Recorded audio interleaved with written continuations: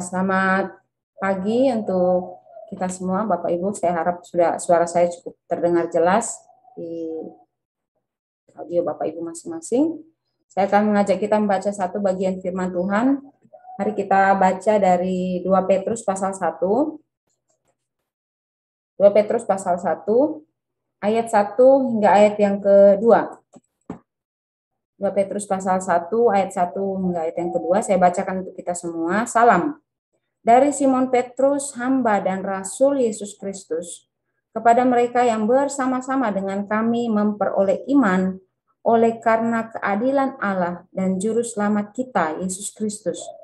Kasih karunia dan damai sejahtera melimpahi kamu oleh pengenalan akan Allah dan akan Yesus Tuhan kita. Cukup sampai di sini. Bapak Ibu Saudara yang terkasih dan Tuhan Yesus Kristus, memang kalau kita membaca Alkitab, khususnya Perjanjian Baru dengan surat-surat yang ada, kecenderungan kita ataupun mungkin hamba-hamba Tuhan tidak banyak ya, tidak banyak yang membawa kita untuk belajar pasal awal ini tentang salam. Ada, tapi tidak begitu banyak. Itu bukan sesuatu hal yang salah atau apa, bukan. Tapi saya mau mengajak kita belajar dari bagian firman Tuhan ini, bagaimana kita mengenal seorang rasul dari salamnya, ya, pengantar tulisannya, sebagai refleksi bagi kita bagaimana kita hidup sebagai hamba Tuhan di tengah-tengah jemaat. Ya. Salam yang dituliskan oleh Rasul Petrus ini juga akan menjadi perenungan bagi kita bagaimana kita hidup di tengah-tengah jemaat sebagai hamba Tuhan. Ya, saya akan memberikan kita sedikit pengantar bahwa kalau kita memahami surat sebagai alat komunikasi untuk mengetahui kabar satu dengan yang lainnya, kabar dari penulis surat dan juga menantikan balasan dari yang mendengarkan atau menerima surat, maka dalam Alkitab surat itu tidak hanya sekedar untuk memberikan informasi tentang siapa saya sebagai pengirim surat, sekedar pengirim surat, waktu dan tujuan selesai. Tidak, tapi lebih daripada itu, bahwa surat itu adalah selain sarana komunikasi pada waktu itu, juga menjadi alat yang digunakan untuk mengajar, menasehati, dan menguatkan jemaat. Ya, jadi ini sangat penting sekali. Maka Perjanjian Baru itu sebagian besar tulisannya itu adalah surat-surat. Karena rasul yang menulis surat, baik Paulus, Petrus, Yudas, dan lain sebagainya itu, mereka tidak selalu ada dengan jemaat itu, tapi mereka selalu ingin tahu perkembangan dan selalu ingin menasehati, mengajari mereka tentang firman Allah. Nah, dari bagian firman Tuhan ini kita belajar tentang salam, ya, perikop salam. Ya, kalau di dalam surat-surat umum itu biasanya itu di bagian atas, kepada yang terhormat ini. Kalau surat resmi ada perihalnya apa, gitu ya. Nanti tanda tangannya paling terakhir. Siapa yang tanda tangan itu yang oh inilah pengirim surat, dari inilah surat ini datang. Tapi menariknya dalam Alkitab bahwa identitas penulis surat itu sudah dituliskan itu di awal dari surat itu, ya. Identitas penulis surat sudah dituliskan di awal dari surat. Ini bukan hanya sekedar satu tradisi atau satu kebiasaan, tetapi ada makna pengantar yang akan nanti membawa jemaat memahami isi yang akan diberitakan dalam tulisan-tulisan selanjutnya, pasal-pasal selanjutnya dalam Alkitab. Jadi sebelum memahami tulisan-tulisan ini, bagian-bagian yang lain, pasal-pasal yang lain, penting sekali bagi seorang penulis, khususnya penulis Alkitab ini, surat-surat dalam Alkitab ini, memperkenalkan diri, sehingga mereka tahu dari siapa surat ini datang, atas dengan otoritas apa mereka mengirim surat, dan dengan tujuan apa, isinya apa, itu jelas di dalam salam yang disampaikan. Nah, mari kita belajar dari bagian firman Tuhan ini. Saya membagi dalam 3 bagian. Saya cepat saja untuk kita pelajari bersama.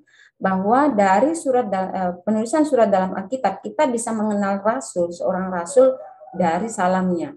Yang pertama, dari bagian yang pertama, itu adalah pengenalan diri seorang penulis surat. Memang tidak semua surat itu jelas menuliskan siapa pengirim. Misalnya Ibrani, surat Ibrani itu tidak ditulis siapa pengirimnya, ya, siapa yang menuliskan surat. Tapi dalam semua penafsiran, bahkan teolog-teolog, sarjana-sarjana kuno maupun modern itu meyakini bahwa itu Paulus yang menuliskan. Kemudian juga Yohanes dalam Yohanes pasal 1 juga tidak menulis Injil Yohanes, surat 1 Yohanes juga tidak menuliskan, tidak mencantumkan namanya, tapi di bagian yang lain dia tuliskan bahwa dari dari penatua. Nah, Paulus dan Petrus ini punya kecenderungan menuliskan namanya pada awal surat itu. Nah, apa maksudnya? Mari kita perhatikan. Dari Simon Petrus. Petrus memperkenalkan dirinya sebagai Simon Petrus. Pengenalan diri, memperkenalkan dirinya kepada jemaat yang menerima surat. Kita tidak tahu siapa, tapi nanti saya akan jelaskan bagian berikut tentang penerima surat. Simon Petrus. Nama Simon Petrus dibubuhkan di bagian awal, itu sekaligus sebagai dalam surat resmi yang kita pahami, itu tanda tangan pada bagian akhir surat saat ini, ya. Kalau dalam Alkitab itu dituliskan di awal, Simon Petrus. Jadi pengganti tanda tangan itu diganti dengan nama. Nama penulis surat, Simon Petrus. Jadi pembubuhan nama penulis itu sekaligus sebagai tanda tangan. Tanda tangan artinya adalah meterai pada waktu itu. Meterai artinya surat itu adalah sah. Ketika Simon Petrus menuliskan namanya pada surat ini, akhirnya dia mau sampaikan bahwa dia yang menuliskan, dia memeteraikan ini, bahwa surat ini berisi wasiat rohani. Ya, nah ini yang pertama. Jadi bahwa benar dia adalah penulis surat dan bahwa dia benar diutus oleh Allah. Nanti itu lanjutannya saya jelaskan lebih lagi. Kemudian benar bahwa apa yang dia ajarkan atau dia tuliskan dalam bagian-bagian selanjutnya di dalam suratnya, itu dia tuliskan di dalam kesadaran dan dalam wahyu atau inspirasi dari Allah. Ya, yang pertama, jadi dia menyatakan dirinya, memperkenalkan dirinya sekaligus memeterai bahwa surat ini benar adanya dan layak untuk diterima.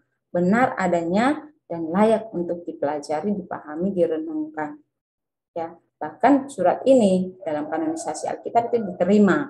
Artinya bahwa di dalam otoritas Allah, tulisan Petrus ini itu adalah wahyu Allah yang diberikan kepada jemaat. Nah, yang berikut, Petrus juga membubuhkan. Kalau kita perhatikan ya, dia menuliskan nama Simon. Simon itu nama pemberian ayahnya, nama sejak semulanya. Kemudian disambung dengan Petrus. Hanya ada satu rasul selain Petrus yang menyebut dirinya sebagai Simon Petrus, itu Yohanes. Ya, Yohanes menyebutkan Petrus sebagai Simon Petrus, yang lain tidak. Nah, Petrus pun menggunakan namanya ini, Simon Petrus, mau menyatakan dirinya sebagai pribadi yang dipanggil dan ditetapkan oleh Yesus dalam pelayanan ini. Ya.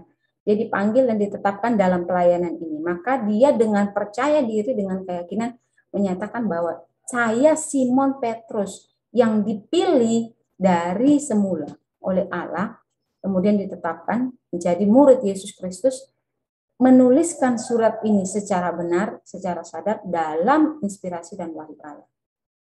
Memperkenalkan dirinya sebagai pribadi yang ditetapkan oleh Allah. Ini kita perlu pelajari sebagai hamba Tuhan, bahwa kehadiran saya itu harus mencerminkan ini, bahwa saya memang benar hamba Allah dan saya dipilih, ditetapkan oleh Allah untuk pekerjaan Allah. Maka pemberitaan saya pun harus dalam otoritas dan kendali Allah. Kemudian yang berikut, dia lanjutkan dengan kalimat yang menarik. Dari Simon Petrus, hamba dan rasul Yesus Kristus, masih tentang pengenalan diri. Selain menyatakan dia sebagai pribadi yang ditetapkan sebagai dipilih dan ditetapkan untuk menjadi murid Kristus, dia melanjutkan dengan dua tugas yang diberikan, sebagai hamba dan sebagai rasul. Simon Petrus yang ditetapkan adalah hamba dan rasul dari Yesus Kristus, ya. hamba dan rasul Yesus Kristus. Artinya apa? Kalau dalam bahasa Yunani itu dia pakai doulos kai apostolos, ya. Jadi hamba, doulos, apostolos itu adalah utusan, rasul, ya, bicara tentang rasul. Nah, kedua kata ini bukan hanya sekedar bicara tentang tugas atau tanggung jawab atau identitas mereka, tapi ini bicara tentang pengabdian dan tanggung jawab utama mereka melayani Kristus. Jadi Simon Petrus yang tadi ditetapkan oleh Allah adalah hamba dan juga utusan Allah yang harus dan mengabdikan diri untuk melayani Yesus Kristus. Saya sudah katakan di awal bahwa kita belajar ini untuk mengenal para rasul dari tulisannya, sekaligus itu akan kita jadikan refleksi diri ketika kita ada di tengah-tengah jemaat, kita juga hadir sebagai pribadi yang ditetapkan Allah, juga adalah pribadi yang menyadari bahwa kita adalah hamba sekaligus rasul Yesus Kristus. Kita bukan rasul, sebagai hamba dan juga pelayan, ya, hamba Tuhan. Kita hadir karena Yesus Kristus.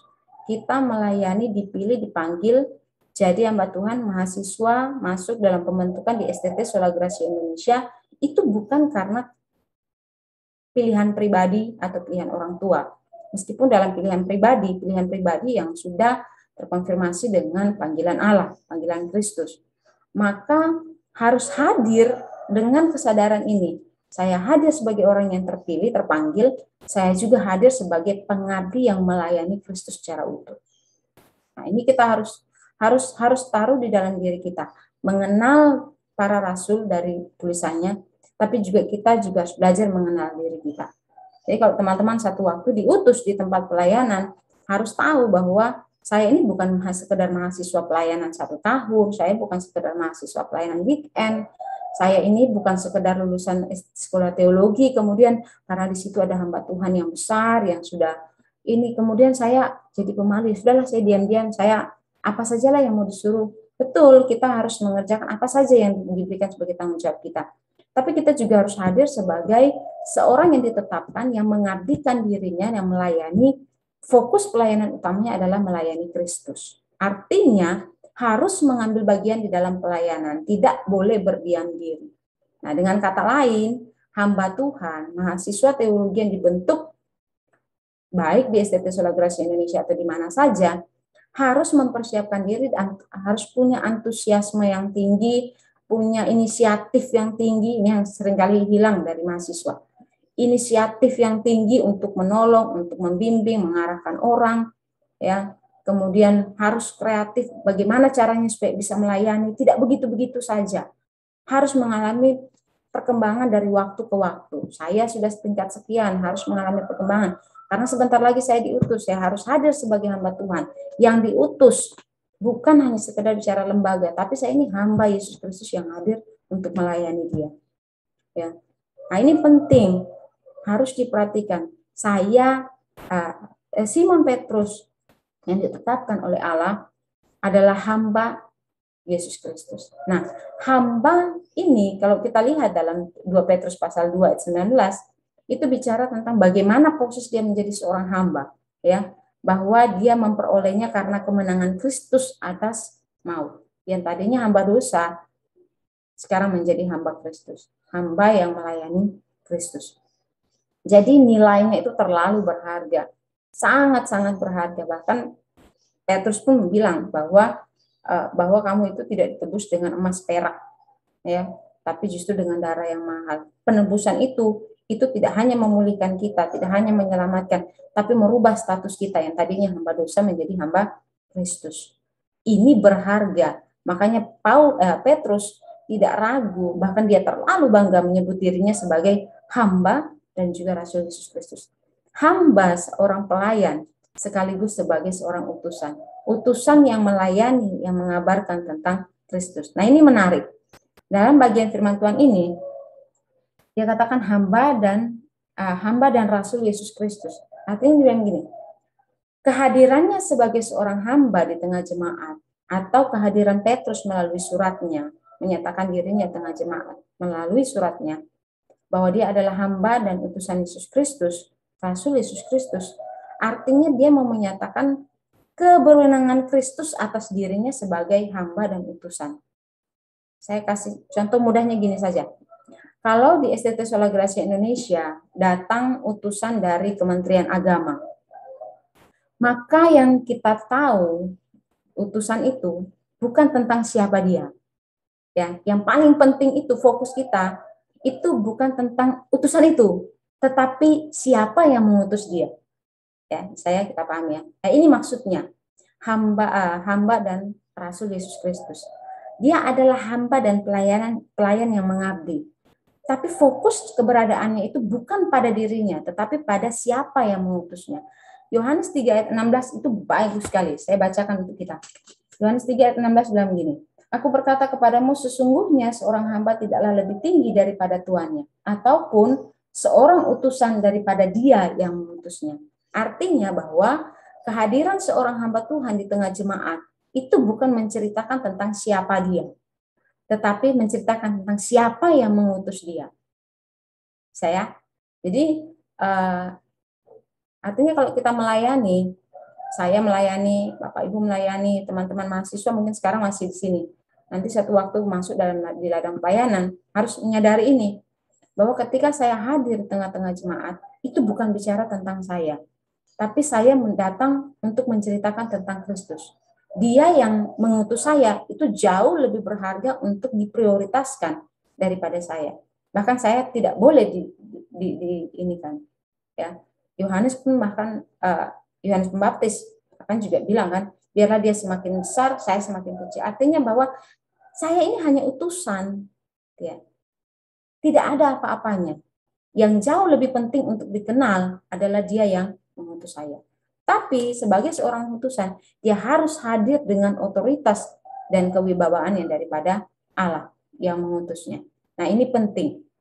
Maka mari kita sama-sama belajar mempersiapkan diri dengan sungguh-sungguh, menyadari diri identitas kita bukan hanya orang yang dipilih dan dipanggil. Identitas kita bukan hanya orang yang ditebus. Identitas kita bukan hanya sekedar orang yang ditetapkan dari semula untuk pekerjaan Kristus, tapi adalah hamba dan utusan yang harus masuk di tengah-tengah jemaat, di tengah-tengah masyarakat, orang percaya atau orang tidak percaya, menceritakan tentang dia yang mengutus saya, dia yang memanggil saya. Jauh lebih penting untuk diperkenalkan kepada jemaat. Ini yang pertama. Yang kedua, cepat saja, tujuannya kepada penerima surat. Menarik, kepada mereka yang bersama-sama dengan kami memperoleh iman. Ini pembelajarannya bukan hanya untuk hamba Tuhan, tapi juga untuk jemaat. Petrus menempatkan kalimat yang baik sekali untuk kita pelajari. Yang sama-sama kepada mereka yang bersama-sama dengan kami memperoleh iman. Artinya bahwa iman yang adalah pemberian Allah ini, itu tidak ada ukuran besar, lebih besarnya untuk seorang rasul, lebih kecil untuk jemaat. Tidak. Iman yang sama, dengan nilai yang sama, itu adalah pemberian Allah. Tugas kita berbeda, hamba Tuhan tugasnya berbeda. Mungkin kelebihan kita hanya karena kita lebih banyak belajar dan lebih fokus belajar Alkitab, memberitakan tentang firman Allah, menceritakan tentang Kristus. Tapi iman yang diberikan oleh Allah itu sama, ya, sama diberikan karena itu pemberian oleh Allah. Bagaimana kita menghidupi iman itu yang juga jauh lebih penting. Ya, jadi mari kita sebagai hamba Tuhan mengenal diri dan mengenal siapa yang kita layani. Bahwa mereka yang kita layani juga adalah orang-orang yang beroleh iman itu sama seperti kita beroleh iman dengan tadi, ya, oleh keadilan yang daripada Kristus, ya, keadilan Allah dan Juru Selamat kita Yesus Kristus. Nah, ini untuk kita pelajari bersama. Artinya Petrus meninggikan makna pemberian itu, anugerah itu, supaya kita melihat bahwa saya sebagai utusan punya peran dalam memberitakan tentang Kristus, yang menerima juga punya hak yang sama dengan kita. Iman adalah pemberian Allah. Kemudian pada bagian yang terakhir, bagian yang ketiga, kita mengenal penulis dari rasul dari tulisannya. Bicara tentang yang ketiga adalah berkat. Selalu kalau kita baca dalam semua surat-surat yang dituliskan, itu pasti ada kalimat berkat. Kiranya damai sejahtera Allah, kiranya damai sejahtera Yesus Kristus. Nah, ini kalimatnya bagus, ayat 2. Kasih karunia dan damai sejahtera melimpahi kamu oleh pengenalan akan Allah dan akan Yesus Tuhan kita. Ya, kasih karunia dan damai sejahtera. Ini kalimat yang sudah biasa kita dengarkan. Kalau di gereja habis ibadah, kalau di gereja-gereja yang gereja suku, gereja tua, ya kita bilang gereja tua ya, itu kalimat yang diucapkan biasanya di awal ibadah. Ya, tapi juga nanti di akhir ibadah diulangi juga. Kiranya kasih karunia dan damai sejahtera Allah yang melampaui segala seterusnya. Ya, itu diambil dari bagian ini. Berkat, memberkati jemaat. Hamba Tuhan juga harus menyampaikan berkat Allah itu kepada jemaatnya. Kasih karunia dan damai sejahtera melimpahi itu bukan berbicara sekedar turun ke atas pendengar atau penerima surat atau penerima Injil, tetapi ini bicara tentang pelipat gandaan. Jadi pelipat gandaan gini, kasih karunia dan damai sejahtera melimpahi kamu oleh pengenalan akan Allah dan akan Yesus Tuhan kita. Artinya gini, ada pelipat gandaan yang Petrus sedang tempatkan di sini. Kasih karunia Allah itu dan damai sejahtera itu, dua hal ini akan melimpah-limpah untuk membawa orang yang menerima surat, menerima Injil, itu semakin mengalami pengenalan akan Allah. Jadi berkat, tidak ada berkat yang jauh lebih penting daripada pengenalan akan Allah. Ya, banyak orang bisa punya pengalaman dengan Tuhan. Dengan orang yang tidak percaya itu kan Tuhan melakukan banyak karya, cuman kadang-kadang kita tidak mengerti. Allah itu bisa berkarya dengan hal-hal yang bagi kita, Tuhan ini kan mereka nggak kenal Kristus, masa sih Allah berkarya di sana? Nah, tapi dalam segala hal itu Allah berkarya, ya Allah berkarya. Nah, dalam bagian ini tidak ada yang lebih penting dari pengenalan akan Allah lewat doa berkat atau lewat proses hidup. Itu tujuannya supaya apa? Damai sejahtera dan kasih karunia itu akan membimbing orang untuk masuk dalam pengenalan akan Allah. Pengenalan ini bicara pengenalan yang sejati, pengenalan dalam relasi pribadi dengan Allah. Maka kesimpulannya untuk kita belajar dari bagian firman Tuhan ini. Saya sebagai hamba Tuhan yang melayani Allah dipanggil, saya juga adalah utusan Kristus. Kehadiran saya bukan menceritakan tentang saya, tapi menceritakan tentang Dia yang berotoritas, yang mengutus saya dalam pekerjaan Tuhan. Juga teman-teman mahasiswa harus ingat ini. Yang kedua, bahwa saya yang hadir harus memperlakukan jemaat sebagai orang-orang yang sama-sama menerima kasih karunia, menerima iman itu sebagai pemberian Allah. Saya tidak lebih beriman dari orang lain, tapi kita sama-sama beriman di dalam Kristus. Ya, iman itu pemberian, bertumbuh. Siapa yang bertumbuh itu dalam prosesnya. Tapi iman itu sama-sama pemberian Allah melalui kematian Kristus. Maka iman itu harus dihargai dan terus dikembangkan, ditumbuhkan dalam diri melalui banyak proses. Suka bisa jadi proses, duka pun bisa jadi proses. Dan yang terakhir, mari kita hadir untuk memberkati. Jadi, kenapa kita bisa mengenal rasul dari tulisannya? Karena rasul itu pasti berkaitan dengan ini. Dia adalah utusan Kristus, dia menghargai jemaat yang Tuhan beri, bahkan pasti dia akan memberkati jemaatnya. Seperti Kristus setiap kali hadir, damai sejahtera ada di atas kita. Kiranya ini memberkati kita pagi hari ini, supaya kita bisa berjalan sebagai hamba Tuhan yang hadir di tengah jemaat, mengasihi jemaat, mengasihi pekerjaan Tuhan. Karena kita adalah hamba Kristus. Biarlah dia dimuliakan di dalam kita. Amin untuk firman Tuhan. Saya mohon kesediaan Pak Andreas Juswanto untuk membawa kita dalam doa penutup dan doa berkat. Kami mengucap syukur untuk firman Tuhan yang telah diuraikan Ibu Nia. Kami bersyukur hamba-Mu telah menyadarkan, mengingatkan, dan menyegarkan kami bahwa kami semua adalah hamba-hamba Tuhan yang diutus sebagai hamba dan juga utusan-utusan yang mempermuliakan Tuhan Yesus yang menjadi Tuhan kami dan mewartakan kerajaan surga di tengah-tengah umat-Mu serta memberkati mereka menumbuhkan iman dan bertanggung jawab untuk menjadikan jemaat-Mu mempelai Kristus yang sempurna. Terima kasih Tuhan, berkati Ibu Nia, berkati kami semua yang sudah mendengar. Kami serahkan sepanjang hari ini dalam tangan-Mu segala aktivitas kami. Tuhan memberkati. Terima kasih Tuhan. Saudara, mari kita arahkan hati kita pada Tuhan dan terimalah berkat Tuhan. Berkat dari Allah Bapa, Putra, dan Roh Kudus, kasih sayangnya yang besar dan persekutuan yang indah bersama dengan Tuhan, kiranya selalu tercurah dalam kehidupan kita semua, dan mari kita tunaikan tugas pelayanan kita sebagai hamba-hamba Tuhan mulai hari ini sampai selama-lamanya. Di dalam nama Tuhan Yesus, mari yang percaya kita katakan, amin.